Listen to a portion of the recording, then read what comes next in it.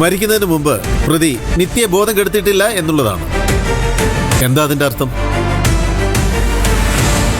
ബലം പ്രയോഗിക്കാതെ തന്നെ നിത്യ കൊലപാതകം നടന്ന സ്ഥലത്തെത്തി എന്നുള്ളതാണ്.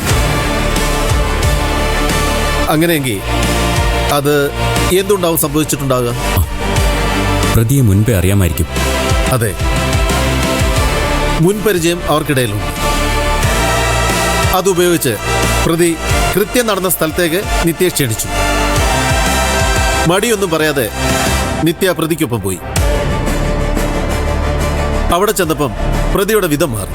പ്രതി തന്റെ തനി സ്വരവും പുറത്തെടുത്തു. ഈ മാറ്റം കണ്ട നിത്യ ചെറുക്കാൻ ശ്രമിച്ചു കാണും. കഴിഞ്ഞില്ല. ഇതൊക്കെ ഭാവനയാവാം, അല്ലാതെയാവാം. എന്തായാലും ഫോറൻസിക് റിപ്പോർട്ട് വരണം. അപ്പോഴേ ഓതന്റിക് ആയിട്ട് എന്തെങ്കിലും തീർത്തു പറയാൻ പറ്റും. Thank you sir. എന്തെങ്കിലും വിവരം കിട്ടിക്കഴിഞ്ഞാൽ വിളിക്കാൻ മറക്കല്ലേ. വേണമെങ്കിൽ ആ ശരത്തിനെ പിടിച്ച് ചോദ്യം ചെയ്താലോ? അതുകൊണ്ട് പ്രത്യേകിച്ച് പ്രയോജനമൊന്നുമില്ല. തെളിവ് കിട്ടട്ടെ, എന്നിട്ട് ബാക്കി ആലോചിക്കും. ശരി സർ, എന്നാ ഇറങ്ങട്ടെ. ശരി.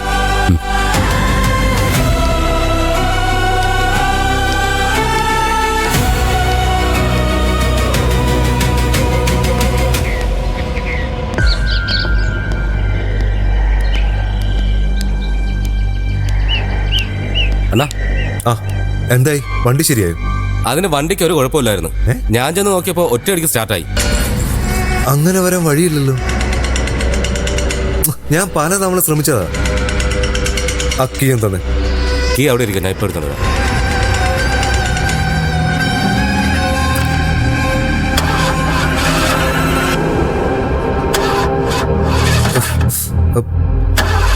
ശരത്തണ്ണ ഇറങ്ങിയ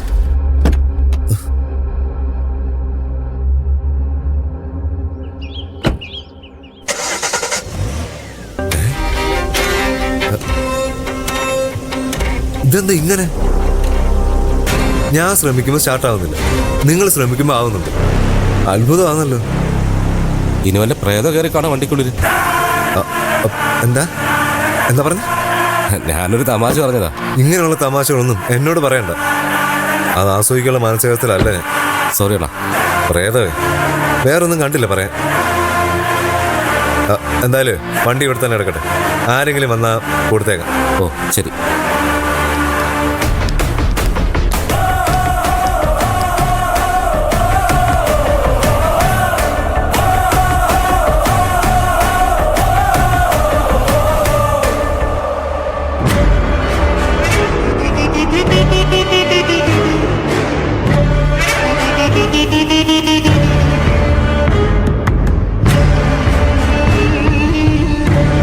ഇപ്പോഴെങ്കിലും കാണാമെന്നല്ലോ.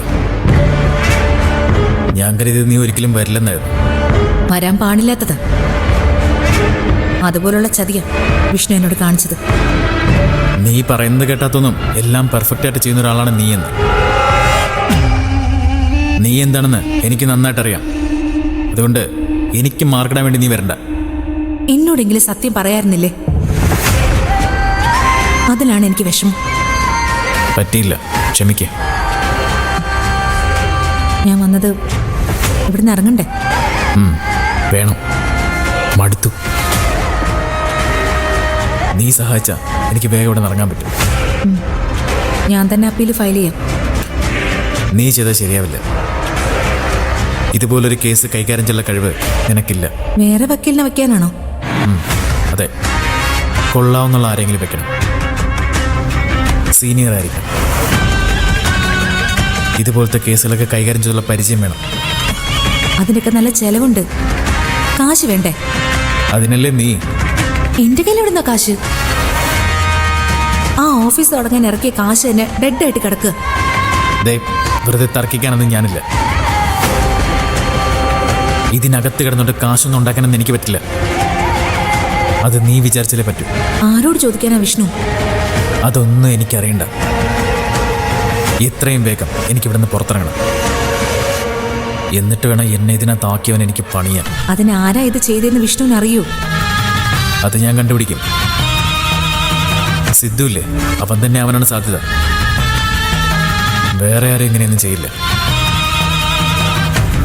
അവൻ വല്ലതും ആണെങ്കിൽ അവനെ കൊണ്ട് മൂക്കൊണ്ട് ഇക്ഷ എണ്ണമെന്ന് ഞാൻ മരപ്പിക്കും.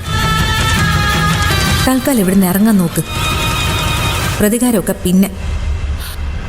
ചന്ദ്ര,